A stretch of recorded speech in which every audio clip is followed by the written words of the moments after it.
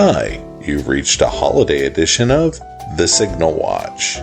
Yuletide movies, television, comics, and more. I'm your host of Christmas Present, Ryan Steens. Join me and our caroling cadre of co-contributors as we examine Christmassy artifacts of the 20th century, merrily explore the 21st, and try to put it all in North Pole perspective. Stay frosty. We're gonna try to make this work.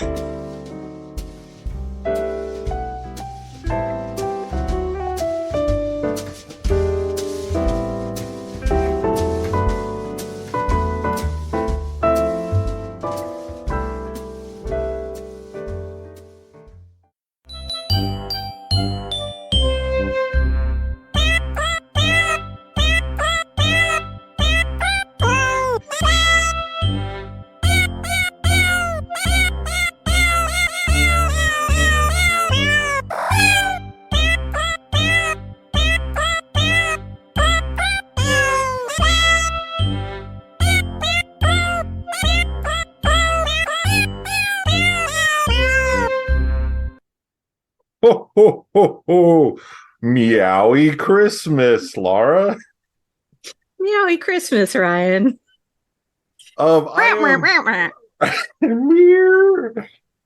so freaking excited about this podcast. I can't begin to tell you. I've been threatening to do a Hallmark movie for every year we've done Christmas movies, and I've never gotten around to it. And when you were like, oh, we're doing a Hallmark movie, when I was hitting people up, I was like, Laura, that's why you're the best. Surprise, we're doing it. Also, I am definitely the person that, like, if you ever like throw out a joke idea that you really don't want to do, I'm going to immediately be like, yes, I will see you Saturday. I had initially been like, well, I'm not sure this is going to be the best movie because I'm not sure it's like the, platonic ideal of a Hallmark movie. And then I was watching and I was like, it kind of is. Oh, good. And so, because it's a sequel, and Hallmark movies, as a rule, end at happily ever after. And I'm coming off Disenchanted from Disney, where I was like, that movie never needed to happen. And because the ending of Enchanted was happily ever after, right? And sure. As Orson Welles famously stated, it's like, if you want a happy ending, it just depends on where you stop talking about what people are up to or whatever. When you stop, exactly. And I haven't seen Disenchanted, so I cannot comment on its... Yeah. I cannot defend, nor can I agree with your assessment, but we're just I will take it at face value. I will say this about Disenchanted in my mini review. Amy Adams and Idina Menzel are both a delight, as the entire cast are spectacular. The script needed a little work. This movie, though, is not that. This movie is the sequel to the 2014, I guess, hit. I mean, who knows if a Hallmark movie's a hit, but they did make a sequel. Seems to suggest, perhaps. It was the Nine Lives of Christmas, and it starred the exact same people. And you have not seen the sequel or the original. Sorry, we've only seen the sequel.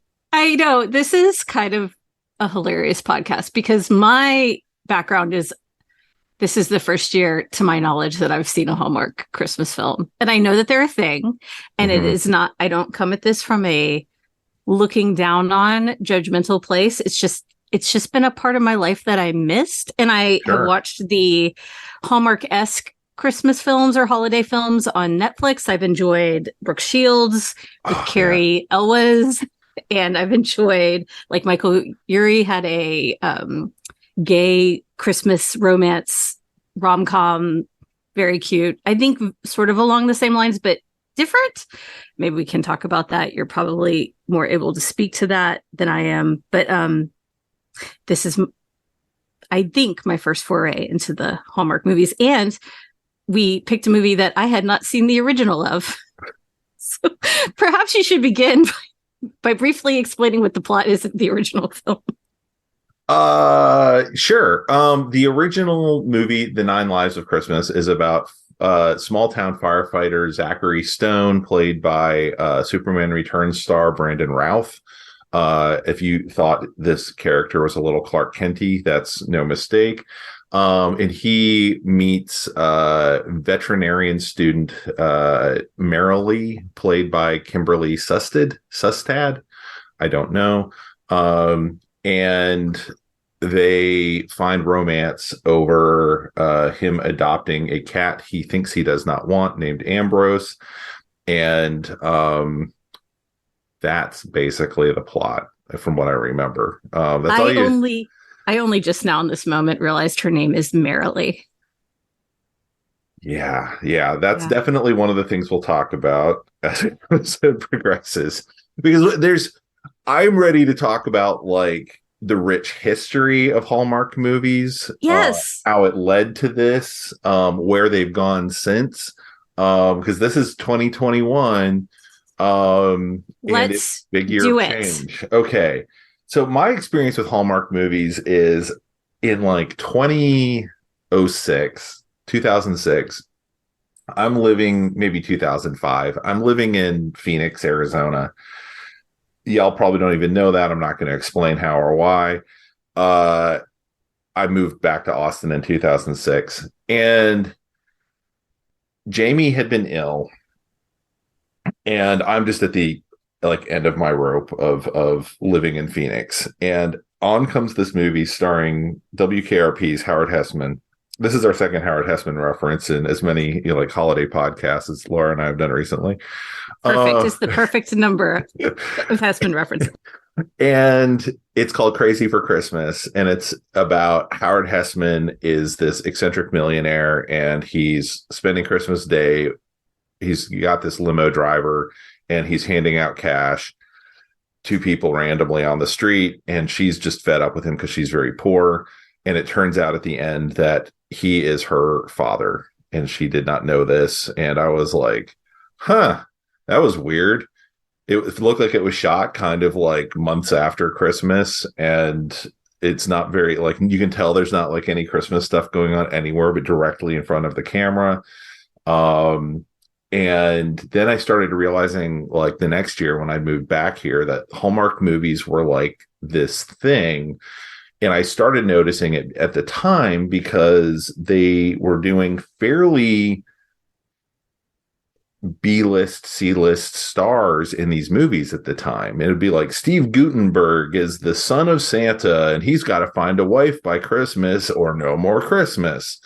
But it would all be filmed in LA. And it'd be glaring sunlight, and they're wearing shorts and t-shirts and stuff. And you're like, this just looks awful. The movies always just looked terrible. And you knew Gutenberg was just taking a paycheck, and, Crystal Bernard, same.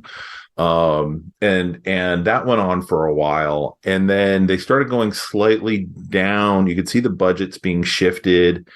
And now it's Tiffany Amber Tyson, and she's, got a magical door to the North Pole in that she's just inherited. And then they quit doing the magic because that was too expensive, and quit bringing Santa into it. And then but then you started noticing these patterns year over year of it's always a mom and her kid, and she's returning to her hometown, and she meets a Canadian handsome guy who is a local tree farmer, and then they started becoming there's no kid, and she's business, and she meets the tree farm guy, and they anyway. So there were all these patterns that you're watching evolve year over year, but you could also tell what the prompt had been that year of divorcee or widow, has a kid who's spunky, who loves Christmas, cares more about other people than themselves, and is really invested in his mom getting some apparently by Christmas. And so it was wait, I just have to interrupt slightly because these are romances, and it's funny because in this movie I want to talk a little bit about the fire chief and his wife, yes, who are like clearly horny for each other, but I can't even really say that because these are such chaste films. They're like, you have to be like, they're really lovey-dovey for each other. Like, and I know like that is a part of this, but it's very chaste. It's sort of interesting in that regard. Anyway, carry on. I know. I think that's an interesting thing to bring up, like at this point, because that's part of why I became like fascinated with these films was they're so G-rated. And so like sex does not exist in the Hallmark, Christmas megaverse. That is not how babies are made. Like, and there's never, I don't think I've ever seen a reference to sex, and having seen dozens and dozens of these films. Like maybe you get a kiss. It's like so haze coded. Yes. Yeah. There was a Saturday Night Live sketch that I'm going to link to. And I think Addie, that's her name, Addie Bryant. Addie, I'm going to mess up the names. Yeah. She's the host of this game show of like Hallmark dating game show. And she's like, the winner will get, a dry kiss by a gazebo. And that's it. I mean, that's it. But here's the other thing that sort of fascinates me. I have seen like 3 Hallmark films at this point. I am annoyingly invested by the end of each of them. We will talk more about this and sort of how like you have indicated that there's something that's just sort of on in the background. I don't know if it's like a Hallmark ASMR situation or like, and they also have very long commercial breaks. Mm-hmm. So I find that if I'm watching one, especially in real time, it's like I have my computer, I'm like doing something else. And then I'm like, oh, the movie's on again. And then I take like a 15-minute break and do some work. And then we get more movie. 15 minutes is like a little long. But yeah, but I did notice kind of at the beginning of each of them, I have a moment where I'm like, okay. And then by the end, I'm like, shh, I know. I know this. I know I'm watching this. I'm really invested now. Yeah, right? I mean, there's something to the formula and that's why I'm really fascinated is they have been owning this formula and other people have tried to adapt it to whatever their network's kind of vibe is. And so Netflix kind of picked up on like, so there's a strain of this that was like A Prince for Christmas. And it was like Lacey Chabert finds out that her boyfriend is actually a prince of like, Caucasia or whatever. Exactly. One of the films I have seen. A Royal Christmas. Right. And so she has to go like, well, I'm not. Yeah. I mean, there's so many of them where they have to. The one I saw, they were like in the South. They were a small sovereign nation in the south of France, but for some reason, everyone spoke English. Yes. And we're basically British. And also, they were all white. Yes. Yes. And they'll bust out like Jane Seymour as the queen. And you're like, exactly. How did they get Jane Seymour? And so, yeah, they have all these kind of like different strains. Netflix kind of picked up on that. And then they also did last year. And I said I was going to mention that I didn't watch many of the Hallmark movies in 2021. And then you rattled off some of them you'd seen, like the Brooke Shields movie and the other movie. I can't remember which one it was. Yes, I'm not remembering the name right this second. I'll come up with it. But I know Michael Urie was in it. And it was the gay Netflix holiday. Right. rom-com.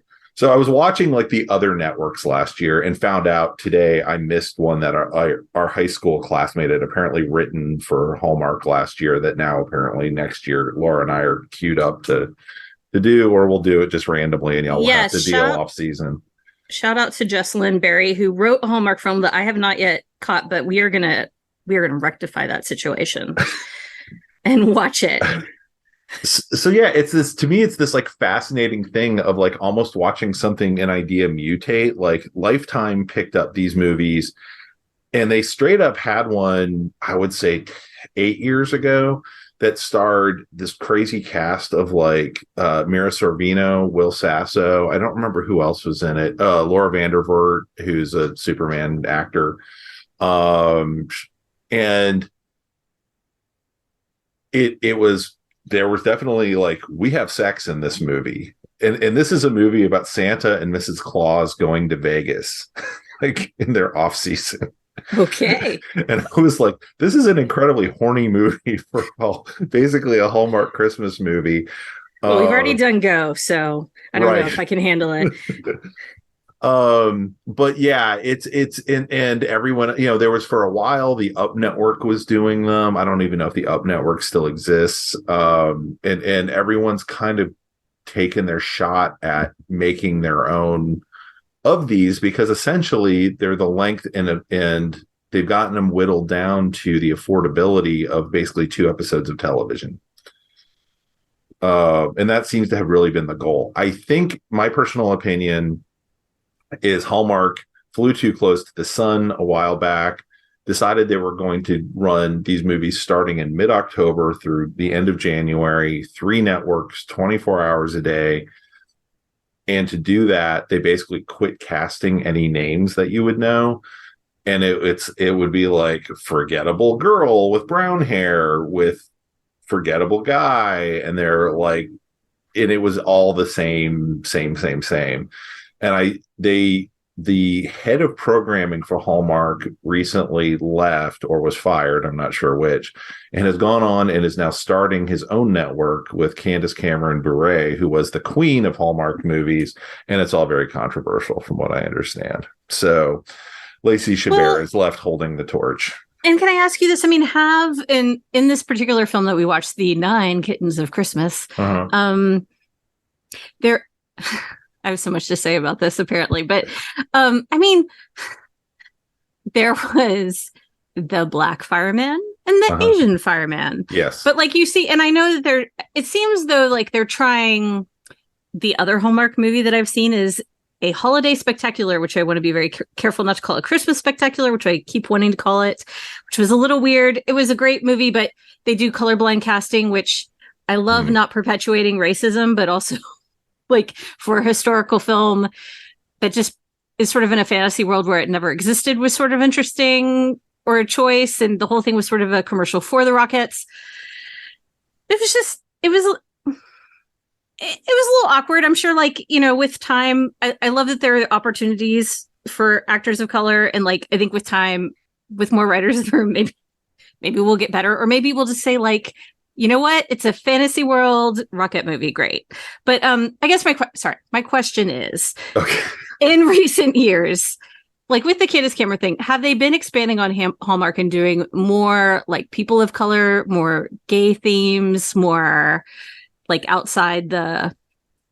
Because I think that's where the problem was with that, with her like leaving, was sort of like, we tell traditional stories. I was like, okay, well, what does that mean? What does that mean to you?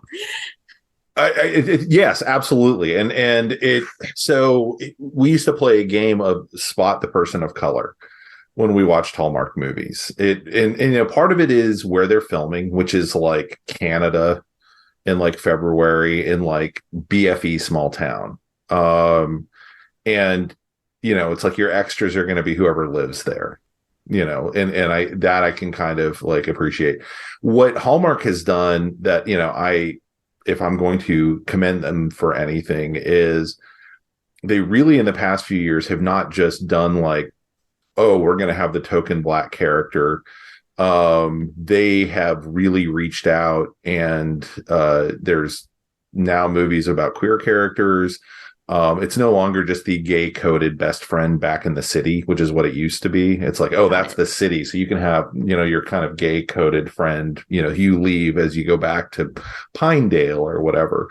And now they started, I first noticed there was a all Latino cast a few years ago. And now it's like this year there's a movie about, it's called My Big Fat Wedding or something I keep seeing advertised, about an all Asian cast. And it has piqued my curiosity because it's made me feel very old, because Tia Carrere is playing the mother of an adult.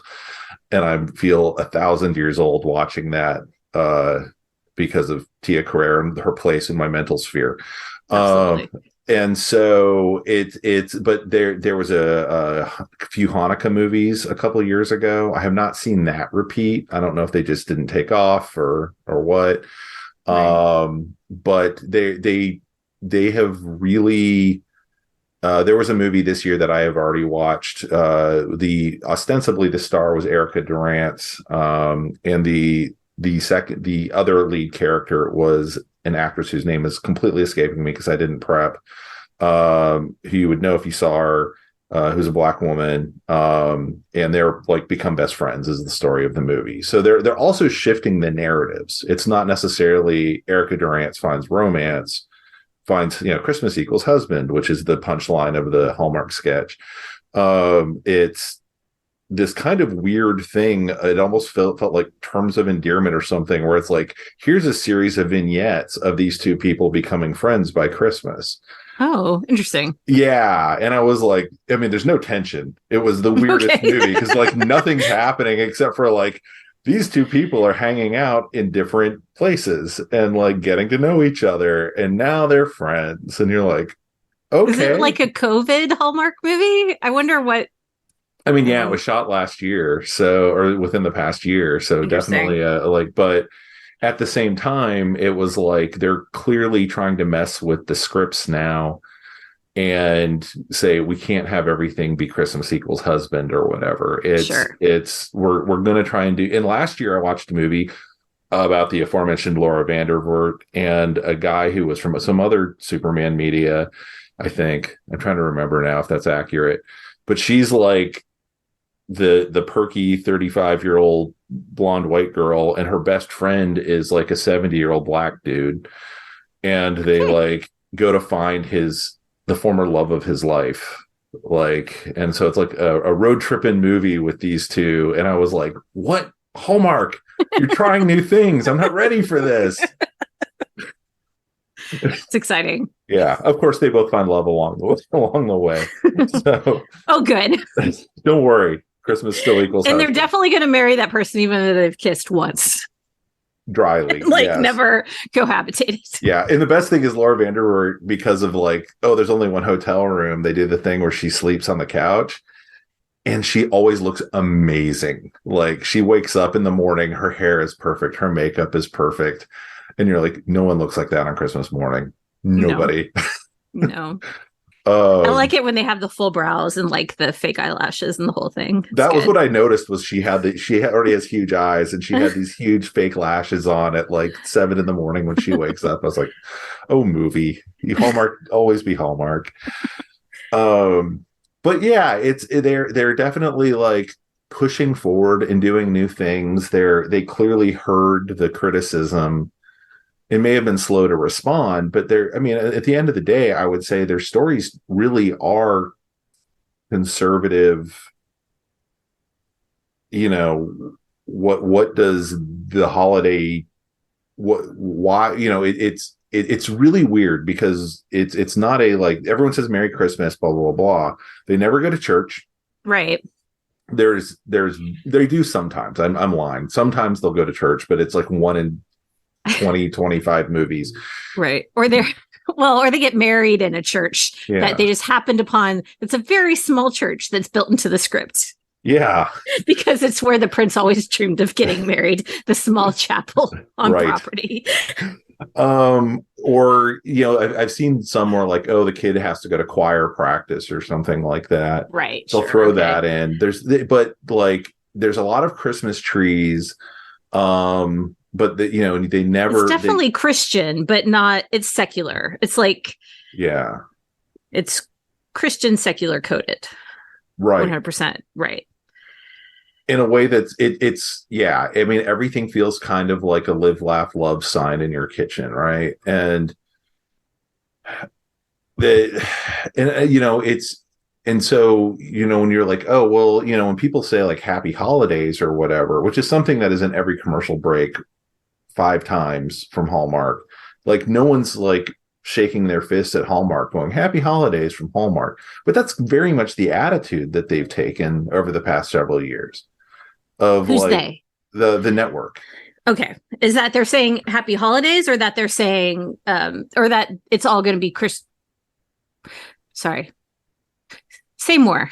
Well, I feel like it's for something that is definitely like the stories are about these kind of traditional values. They're always about reinforcing tradition, Christmas as this tradition. Definitely. Yes. But it's always, you're right. It's always like, it's really important that you be here with my family to help decorate the tree. I can't believe that you don't share this value with me of how important it is to be here with my family to decorate the tree.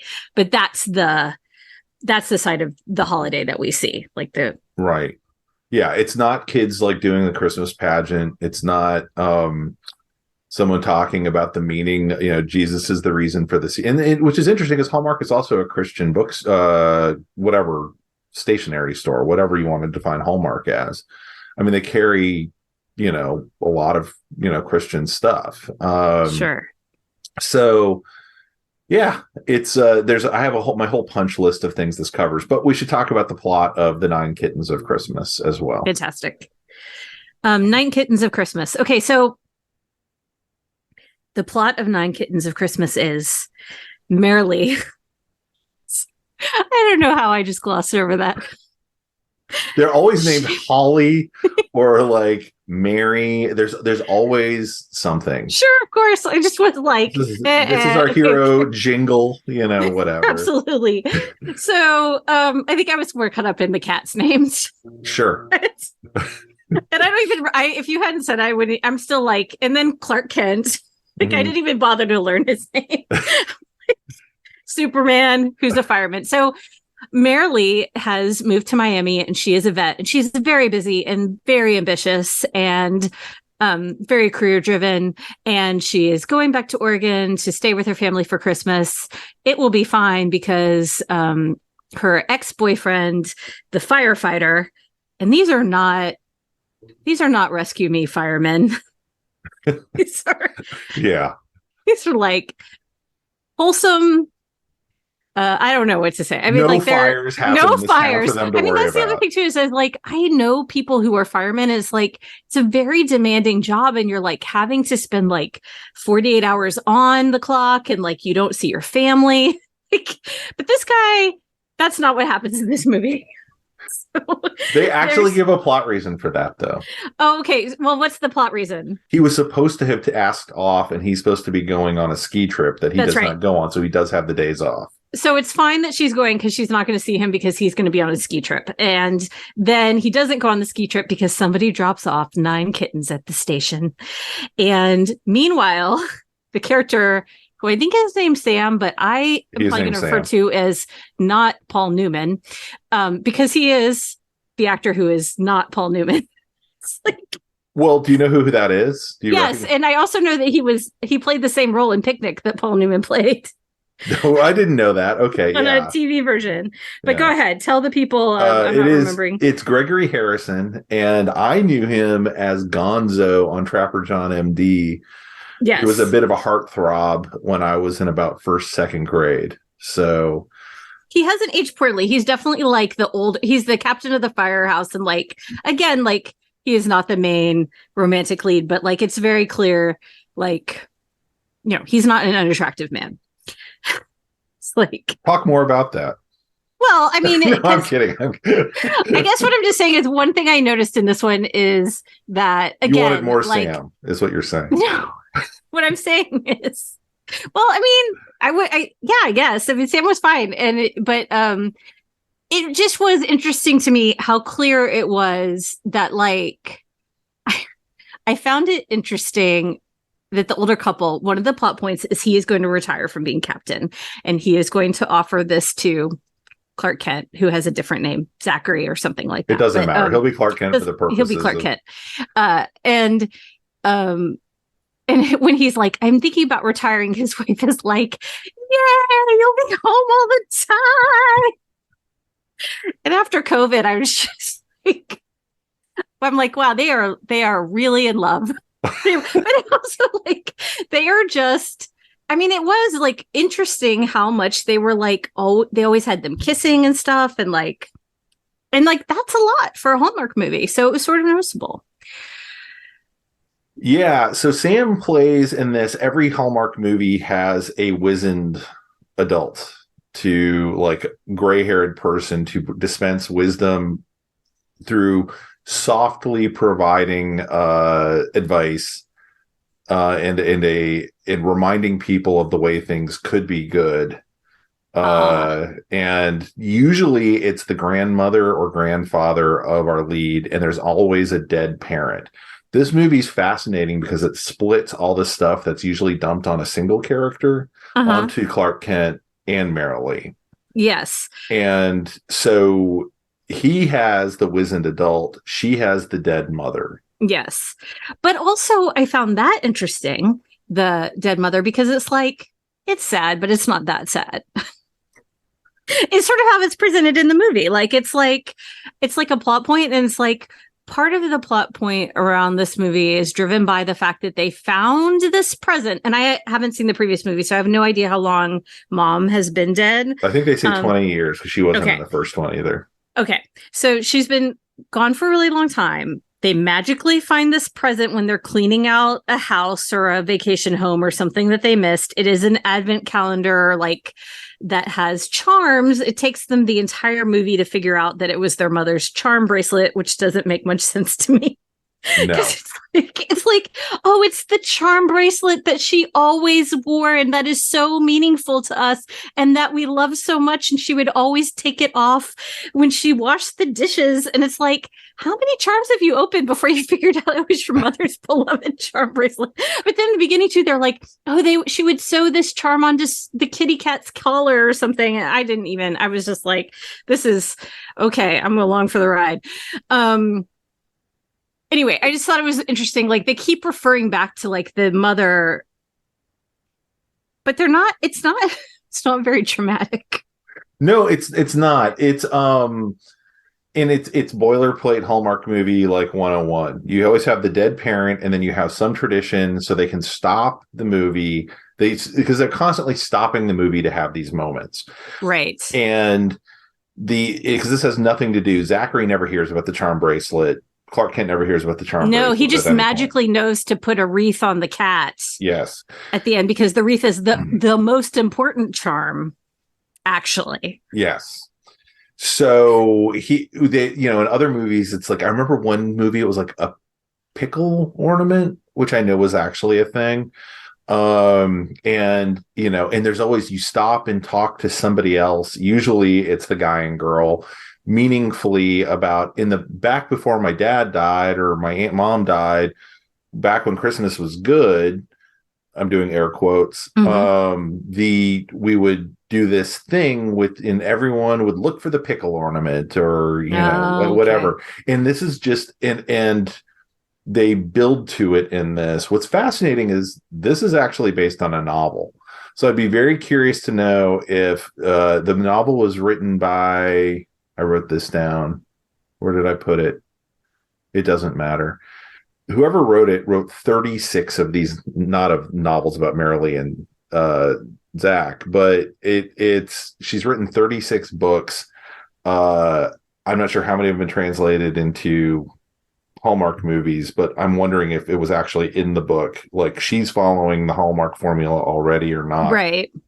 But yeah, it's a dead stop thing that they do in all of these. And I was like, yeah, they checked that box.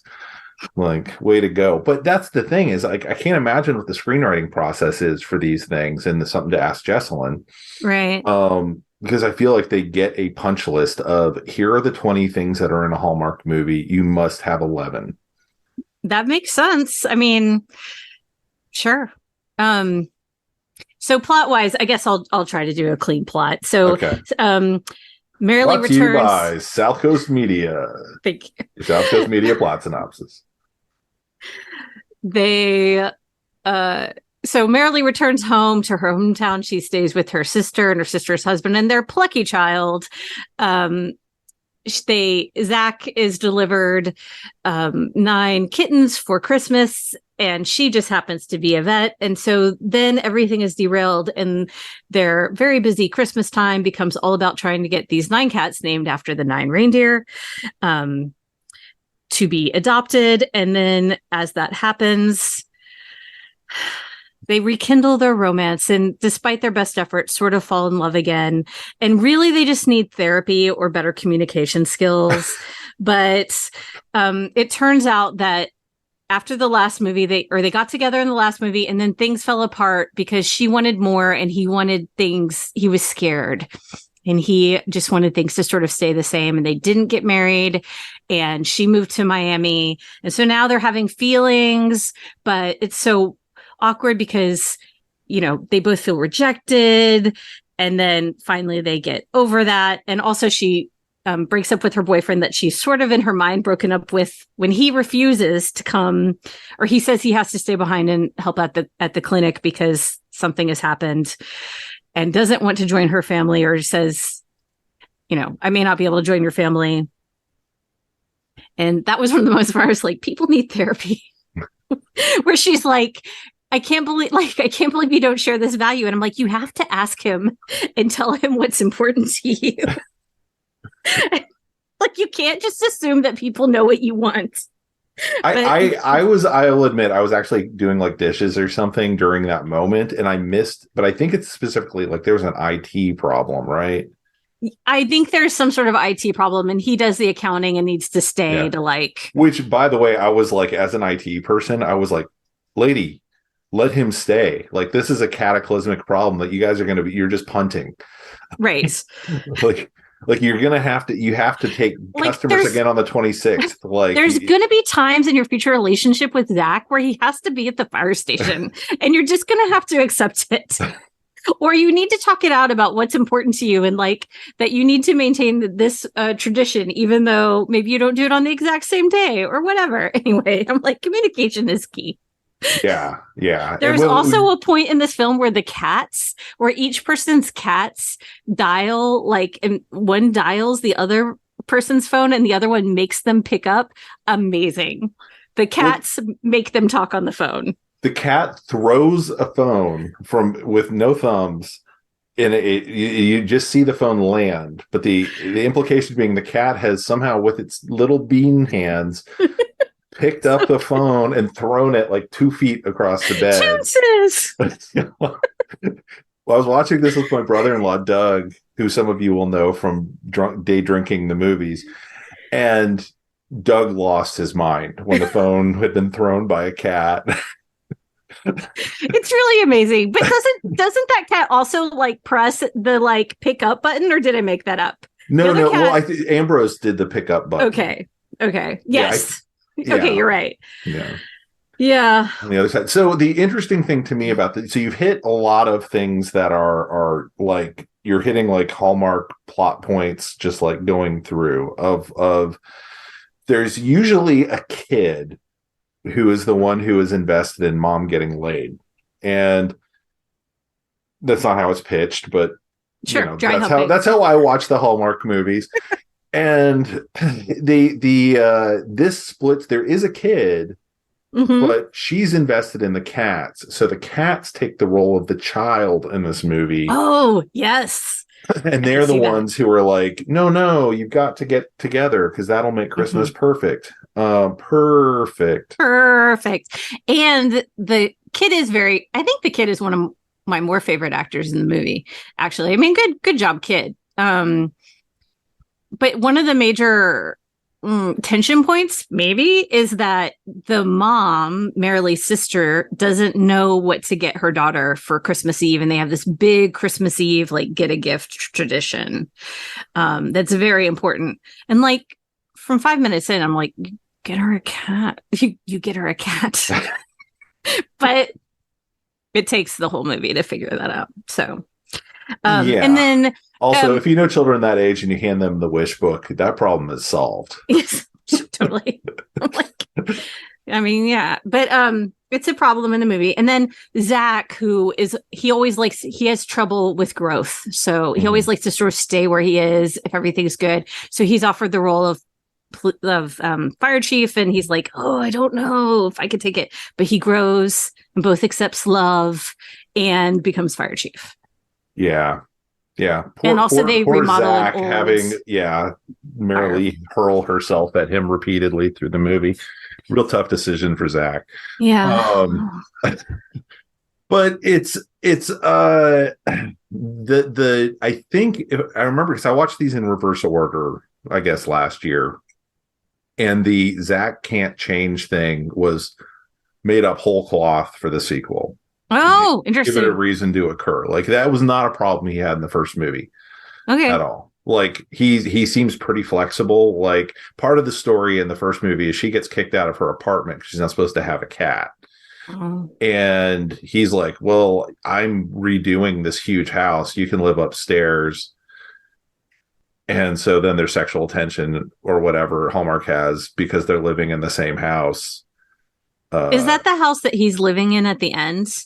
Weirdly, no. And my guess is they probably filmed in a different town and couldn't get that house. And so they're like, oh, he's working on a new house. Okay. Because that was his thing, was he like flipped houses on the side. So, missed that. Yeah. Important piece of information. The heroes of America, the house flippers. Amazing.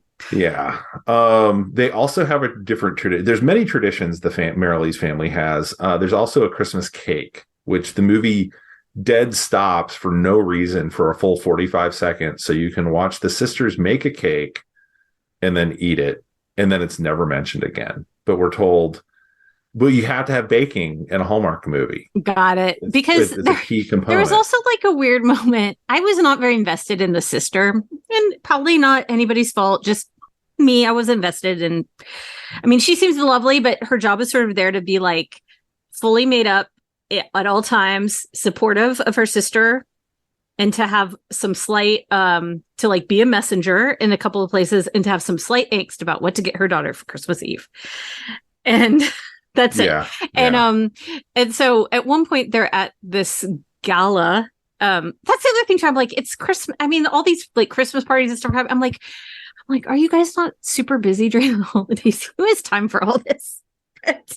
Well, a key thing of Hallmark movies is often like we have to sell the cookie factory by Christmas Eve, or what, like there's always like the CEO showing up, crusty CEO showing up with his briefcase and wearing like, you know, the overcoat with the scarf.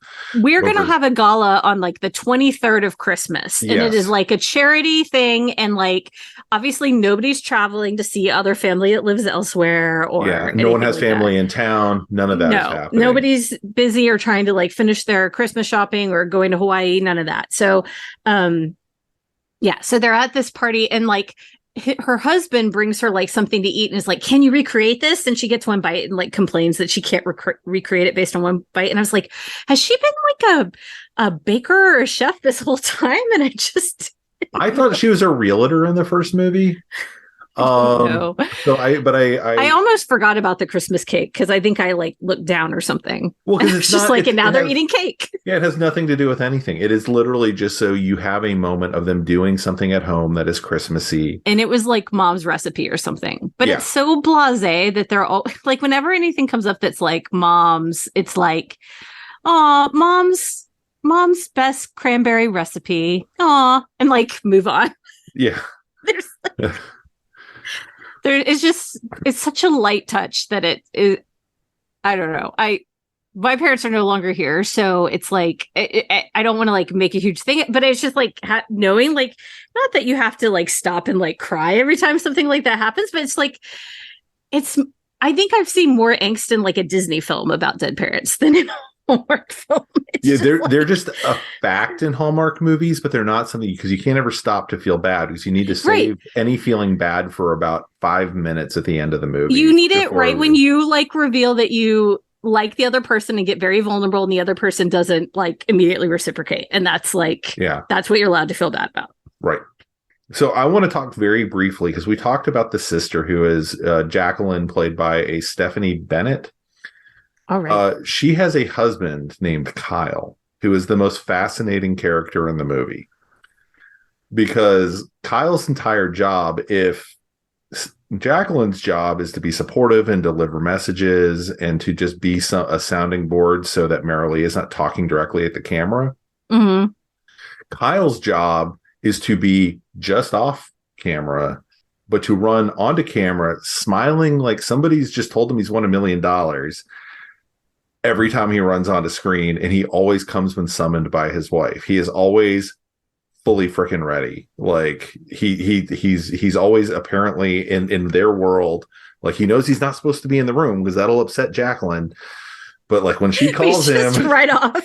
Yeah, he's like, I'll be ready for her. I'm such a lucky husband. And fully dressed. Yeah. Hair perfectly combed. And she's like, she's a Hallmark 9 and he's like a Hallmark 6. So I understand, like he knows he's married up, so he's excited. But yeah, it's a weird dynamic. And every time Kyle came on, I was like seal clapping, like, yay, look at Kyle. He's so excited to be in the movie. I sadly found Kyle to be so forgettable that of course I didn't. The only thing I registered is like, yes, he's there to like, it's like literally like the guard who runs in and is like, here's my message. Yeah, he isn't here. I'm happy to be here. He exists so you don't think the daughter is off like playing with matches off screen. Like right. he's maybe watching the daughter is possibly what's happening. Possibly, yes. So the sisters can talk. There's also another character named Gabby.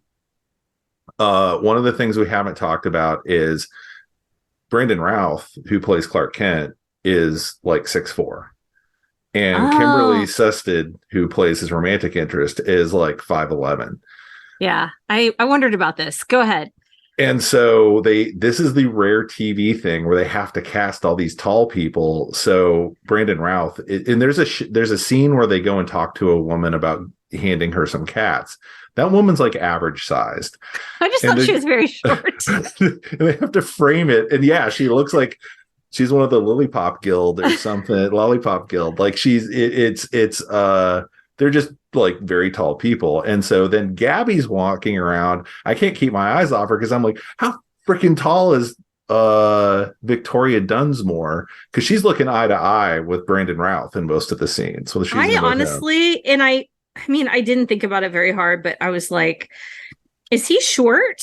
Because there's so many people around him that I'm like, that. I mean, I just wasn't really thinking. But yes, I did sort of notice like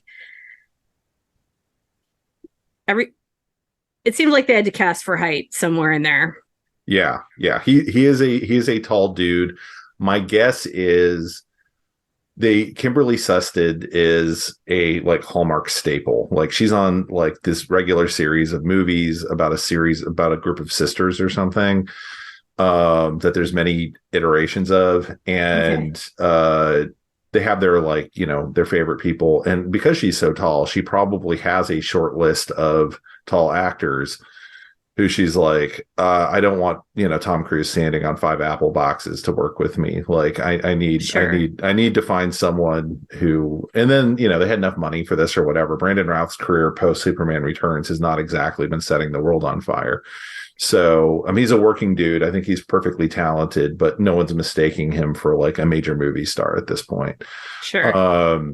And so this is the kind of stuff he does. He flies up to Canada all the time to go film. So he was on DC's Legends of Tomorrow for the entire run of that show, playing the Atom. So I just happened upon trivia trying to figure out how tall that actress is, and Ambrose the cat returned for the film. Same cat. Same actor. Amazing. We got Ambrose. Yes. It's a go. Greenlit. This whole thing hinges on whether or not that cat's still kicking. I'm trying to couldn't bring back Duchess. Duchess died. Or wait, not Duchess. Queenie died. Yeah. People are more sad about Queenie's passing than the mother. They are. Yeah. They're like, oh, I heard about Queenie. Yeah. Yeah. The boyfriend in the movie, it must also be a very tall gentleman. Never seen him before or since. He has the thankless role that you see. You watched the Rockettes thing we talked about. Yes, I did. So did you notice the pattern of how well the boyfriends take it when the woman says, like, I know you thought we were getting married and we built this whole like plan together, but and he's not. And he's like, he takes it better than her new boyfriend when he's like, I found out about your secret life or whatever. But yes, I did notice how well he takes it when she's like, actually, you don't love me either. And he's like, great, I'm going back to Philly. Good point. You seem really happy here. Yeah, and it's an interesting part of the fantasy, right? You're going to have a completely clean breakup with no hurt feelings. Like, he's still going to think you're great. Yes. After you left him at the altar, essentially.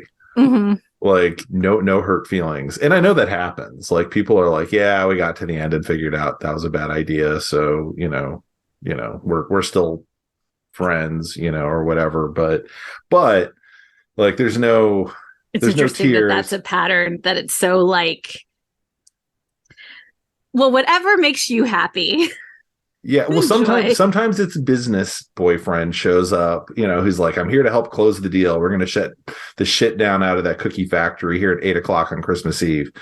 And the girl's like, no, I now love Christmas tree guy. Right. And the guy will sometimes be like, well, I never, And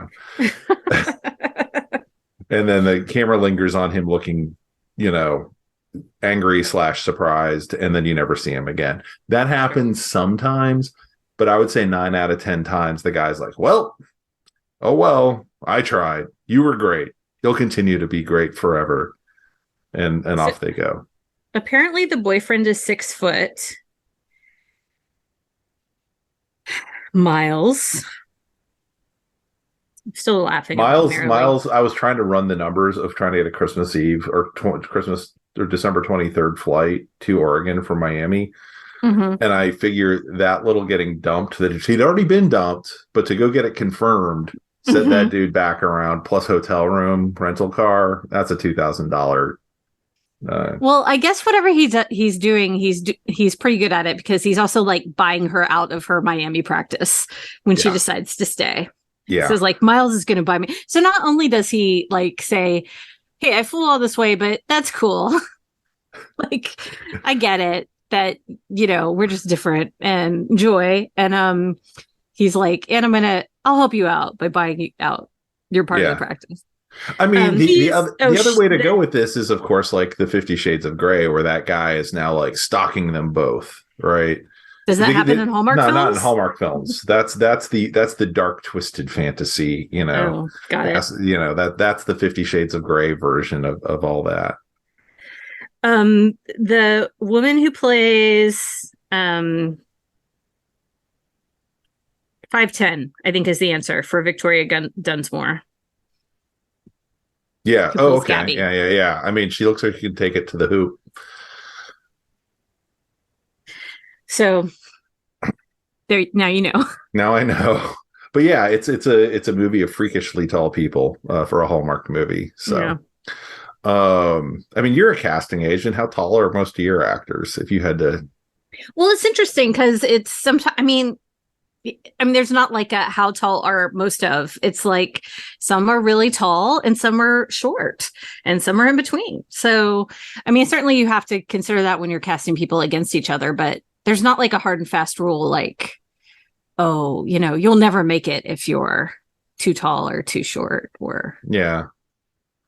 There's room for Tom Cruise. There's room for Brandon Ruth. It's all. Yeah.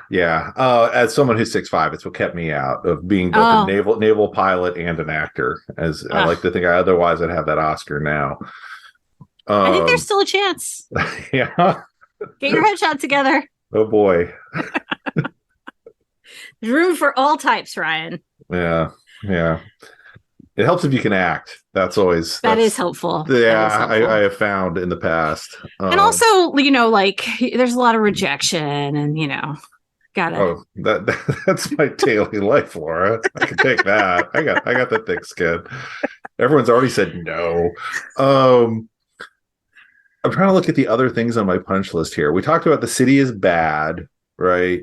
So we talk about it a little bit more. I mean, Miami is bad, and small town Oregon is good. I do found it fascinating that, like, it didn't sound like you said, she and Marilee and Clark have a hard time working things out. They should have just talked about shit. Instead, she flees to the other side of a continent.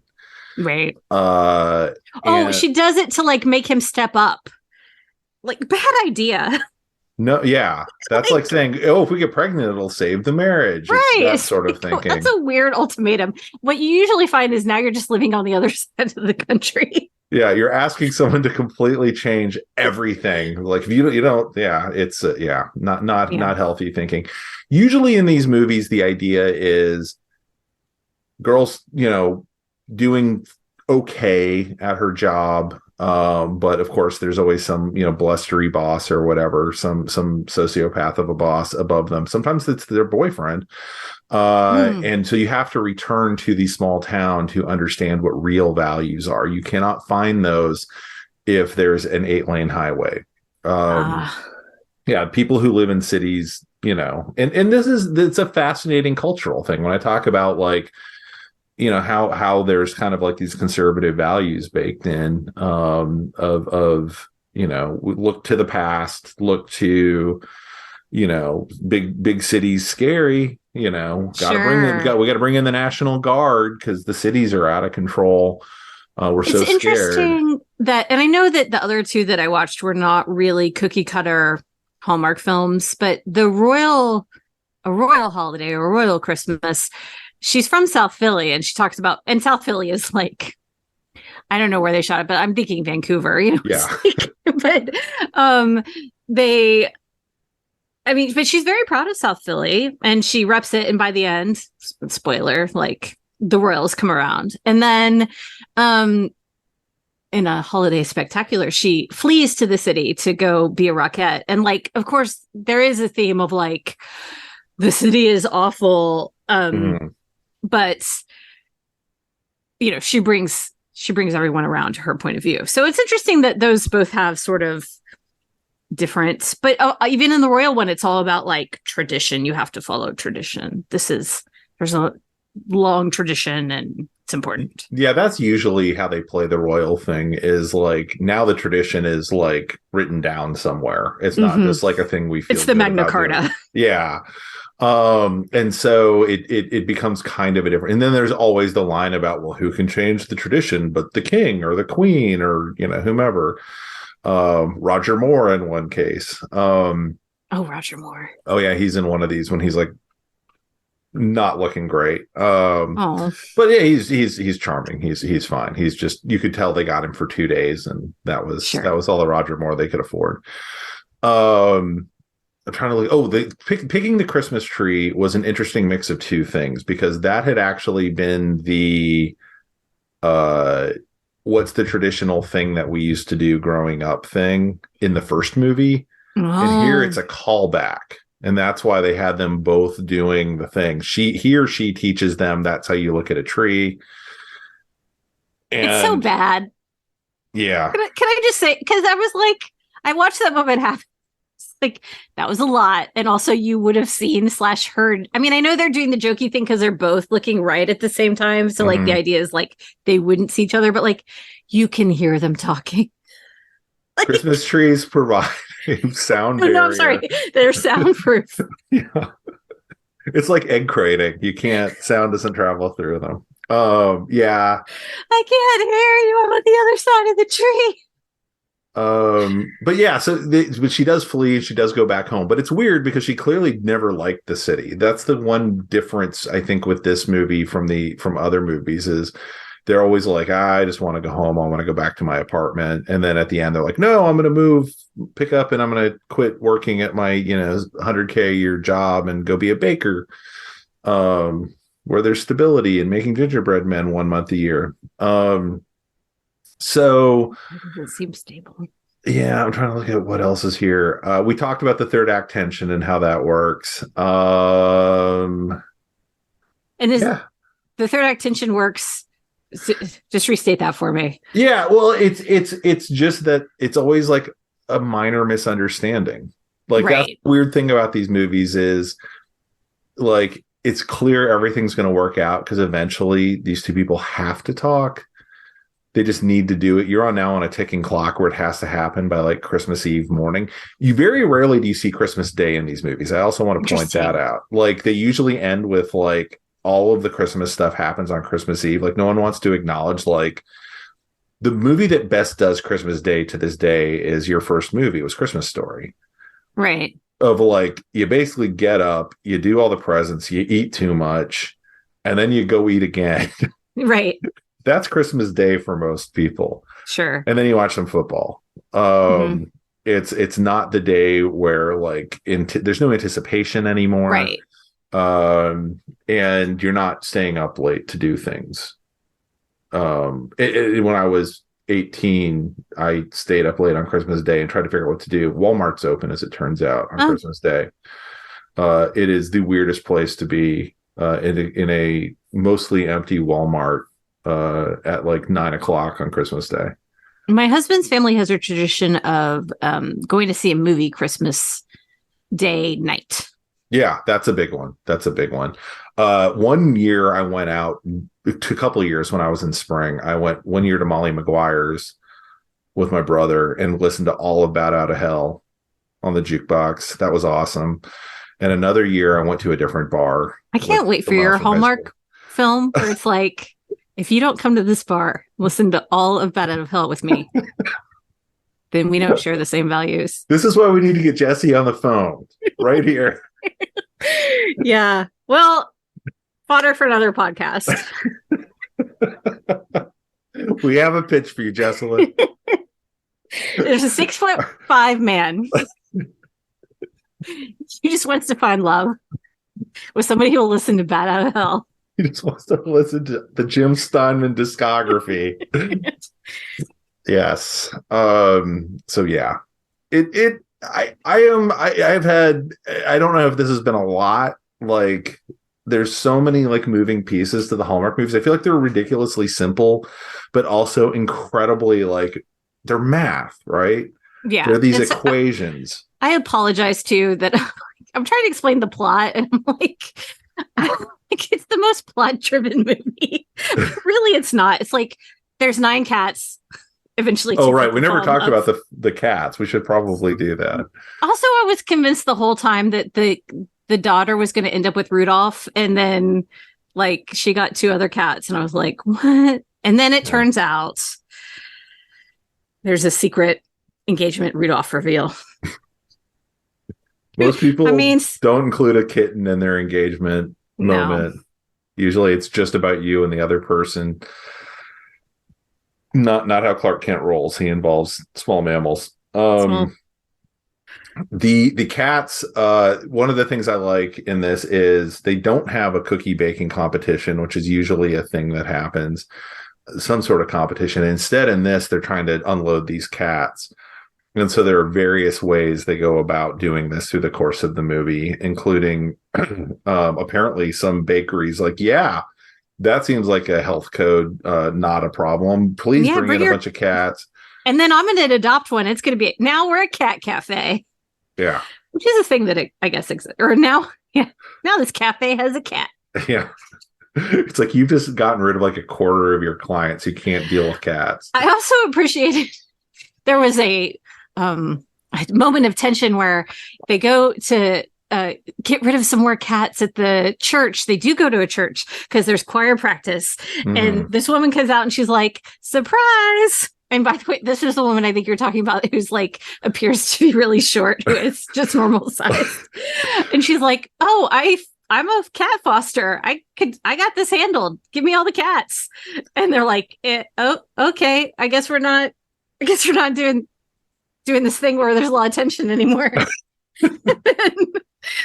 And then like the next day that she's like, oh, actually there was like a whole other bunch of cats that were just dumped that I got to take care of.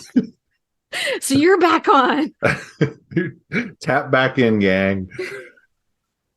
Yep. Yeah, good they stuff. do good Hallmarky stuff. Yeah, I do like that she also like the one kind of unchaste kiss in this between them that causes all the confusion and they needed to talk about and don't. Is he makes a banner at Kinko's and somehow this drives her like wild with desire. Yes. He's like, oh yeah, there's a place that can do this in 24 hours. And she's just like, I love you. oh my gosh, she just flushes. It's just like, he knows where to get a banner in 24 hours. Oh my god. Hey, to be fair, he didn't just get a banner, he also put it on the truck. And he improved his Photoshop skills as well. Yes. And he also like invited her there and then like surprised her with the truck and the banner. So I think in the stakes of the Hallmark film here, it's just... Now, all of this does make more sense if they're in a very small town, because they're constantly going to places to do like they're like, come down to the fire station. Like if that's a 15-minute drive, or like that's 3 subway stops away or whatever, you know, sure. You're like, can you just bring the banner here? Like, what's going on? Like, I don't know. Why are we? Yeah, you'd ask. Why are we going to the fire station? Yeah, I do feel like this movie does this a lot. Like constantly, somebody's like, "Meet me here," and then the other person gets off the phone and they're like, "I'm supposed to meet them there," and the person's like, "Why?" I don't know. Yeah, it's. I'm not sure that's like this could have been a text. Thing, but yeah. Like, oh, here's the banner. I just got a banner from Pinko's. It'll be here by like Wednesday. Here's a picture of it. Yeah. And I don't know why they seem like they feel like they have to. The ticking clock of this is getting rid of the cats. Yeah. But like, the cats are fine. Yes. Also, there's a lot of drama about like we have to find a vet when they're initially dropped off. And I was just like, the cats seem old enough that I'm like, I think they're okay. Like, yeah, probably getting them checked out is a good idea, but like, I can't go on my ski trip. I have to deal with the kittens. It's a lot. Yeah. That I think you'd instead spend like 30 minutes going, could someone deal with this? I've already dropped all this money on the ski trip. I'm really looking forward to it. I gotta Anybody get away here at from the my fire station handle this? Yeah. And like, can we call the ASPCA? Surely there's mechanisms in place other than a fireman having to take this on, but not how the movie There's no rolls. movie. Yeah. This one doesn't have like actual magic. They haven't really done that in a while. I think the cats possibly are magical. I mean, they can talk. They do have phone. The phone throwing abilities. So yeah, I mean, it's possible magic exists in this one. One of the questions I'm asking every podcast as we go through, one of my theories is from many movies I've watched over the years that are Christmas films, but not necessarily Hallmark films, is, does Hollywood hate Christmas? And does this movie tell you anything about that one way or another? And I just came off watching like Harold and Kumar's 3D Christmas or whatever. Okay. They clearly hate Christmas. Like, it's for bozos. Yeah. I would have to say 100% Hallmark does not hate secular Christmas. Right. Do they? They love Christmas.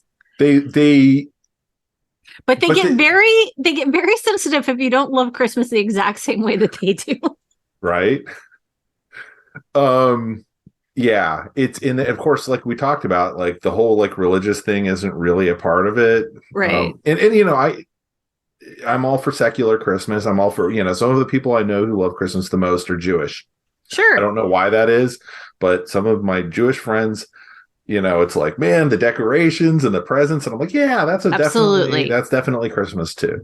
Jordan Thaler at the Public Theater, when I lived there, when I worked there, is Jewish, and he loves Christmas music, and he would bring in the boombox, and like we had Christmas music going, and he loved it. Oh man, at least that part of it. I was blasting Idina Menzel's Christmas record a couple days ago. Like, she loves Christmas. I think I can't use this as an example of Hollywood disliking Christmas. I also don't think Hallmark is Hollywood. No, Hallmark is it's doing something different. Yeah, it's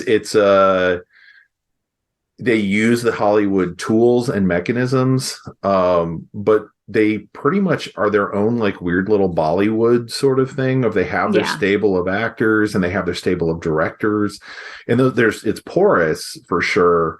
But like David Winning, who directed this, one, because of 2020, he had 5 releases, 4 movies and 1 TV episode in 2021 alone when he did this movie. And like 4 of them were Hallmark things. Right. Mara Lee here in this thing, Kimberly, is that her name? Susted? She's in a bunch of Hallmark stuff. Brandon Routh, this is like the 3rd Hallmark thing I think he's done. And it's this weird little ecosystem, and they've tried to apply the same formula to, like, they can't say Halloween, so they don't do Halloween. But they have fall movies. And like they can't say Halloween. Leaves. Is this like a? Okay. Yeah, they don't do. Is that Halloween. because of the devil? I would assume. Okay.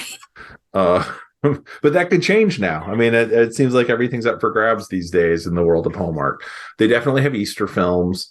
I believe they've had some 4th of July films. This is just not on my radar at all. It's fascinating. Yeah. I mean, I am aware of, let me backtrack a little bit. I'm certainly aware that there are message films that exist in like the world, and I see those sort of casting breakdowns all the time. And I am aware of the Hallmark Christmas movie, and I'm aware that there are actors who love Hallmark movies and are like very happy to do one. And it's not something that at this point they're called Canadian, it's not gonna, Flora. No, they're not. They're no, not just Canadians. I mean, there's Americans that also love Hallmark films and go up. I was talking to a client the other day who we didn't put him on the Hallmark movie, but he's just shot a Hallmark film. And like, it's not considered something that's going to hurt your career in any way to do at this point. And that's for a lot of reasons. Also, the entire television landscape has changed, and there used to be film actors who would never do television or very rarely do television. And now like that barrier doesn't really exist anymore. Yeah. It's fine. Everybody does everything. So,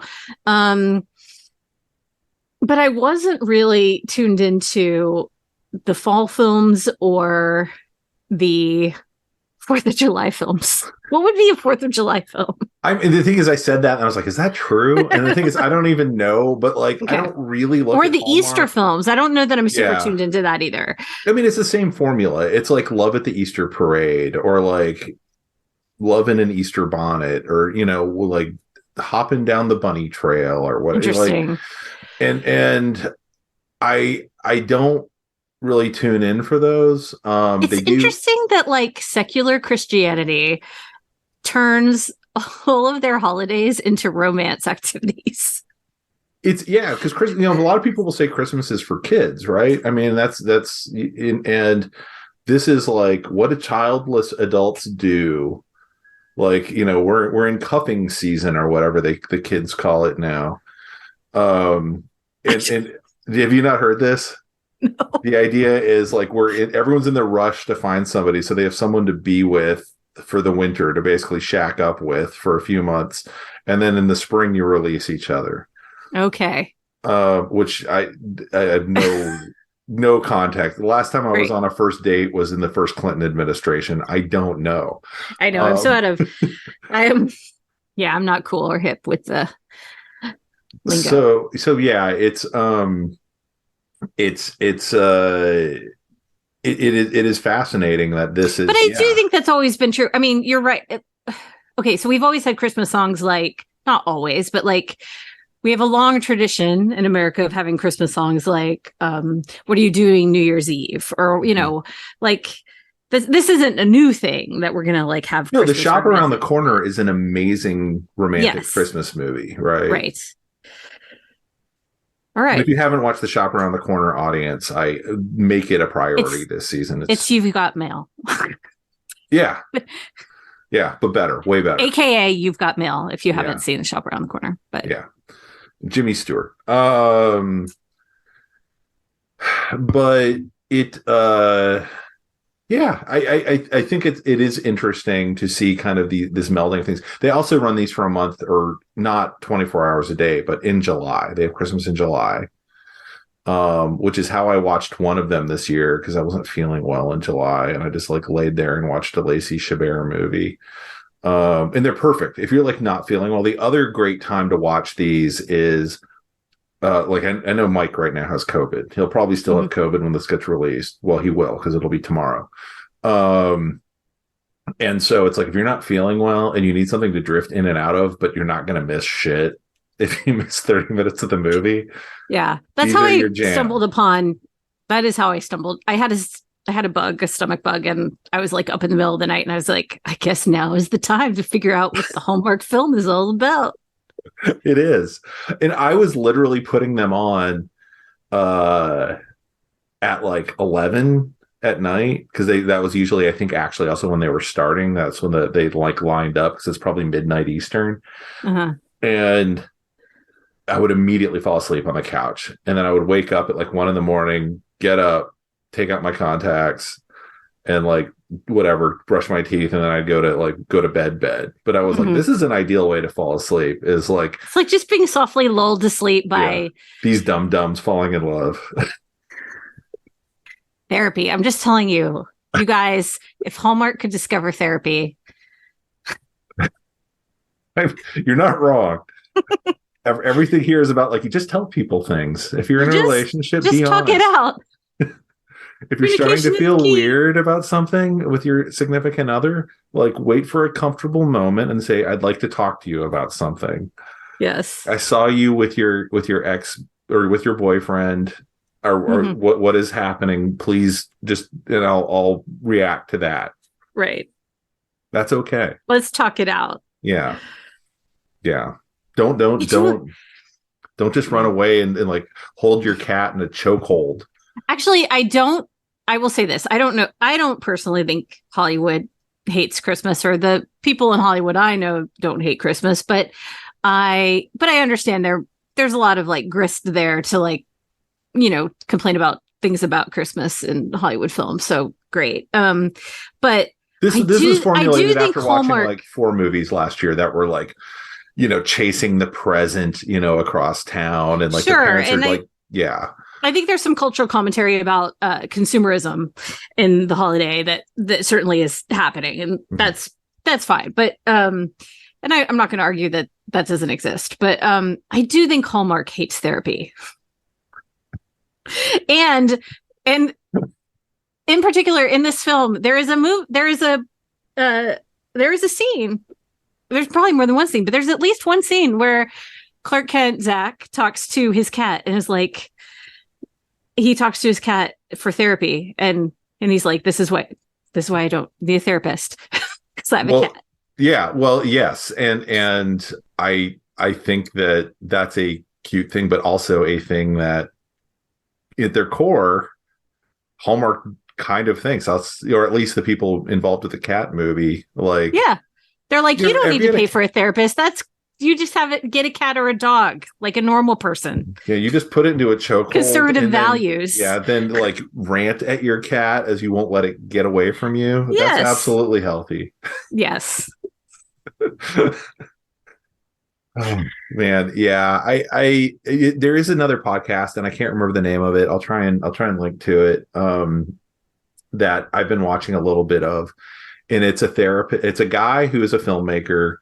His roommate, they'd lost touch for years. They found each other somehow. The roommate's now a therapist, and they sit and watch a movie together. And the filmmaker basically asked the therapist, like, what should these characters actually be doing here? That's so good. I must know more about this podcast. They did The Notebook. Yes. And so, Laura, I thought about you actually as I was watching it. And so as you keep bringing up therapists in this, I have to give that podcast a plug, but I can't remember the name. It's made for me. I'll when you figure it out, please let me know.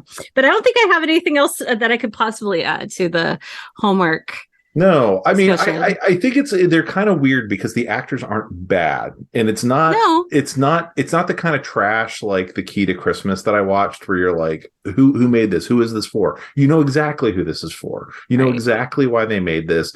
The actors can kind of cruise in wearing their own clothes, playing these roles, and there's something to the formula, and we don't have time I don't know the answer to this, and I don't think we're going to solve this today, but it's the same way that, like, when you go to Disney World, it's like they pump in oxygen or something. Like, I don't know what they're doing, but there's something in these films that works in a way on my psyche to where I'm like, it's not that this movie is good, but I am going to finish it.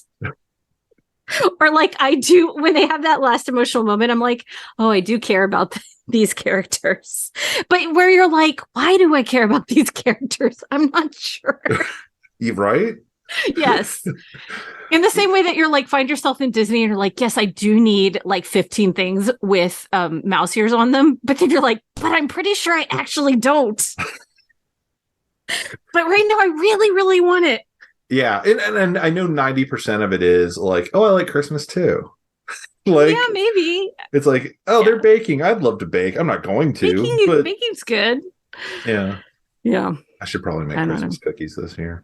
But yeah, they're a weird thing. I would love to get Jesselyn and do a multi-point podcast. We'll make her talk to us. And find out what all went into her film. Yes. And I'm also curious if she wrote the script and no one ever talked to her again. Like, that's the other thing I'd like to know. Like, I doubt the screenwriters. Yeah, or is it something you did all on your own? Yeah, where how much? Yeah, I don't know. Yeah, we'll find out. Anyway, thanks y'all so much for joining us and dealing with the 9 Kittens of Christmas. And I have had a really good time, Laura, talking to you about this. And I know you're going away for the holidays, so I wish you the absolute best. May you not be consumed by lava. Thank you. She is going to the island that is currently erupting. I am. Don't steal my stuff. Merry Christmas. Yeah. Merry Christmas.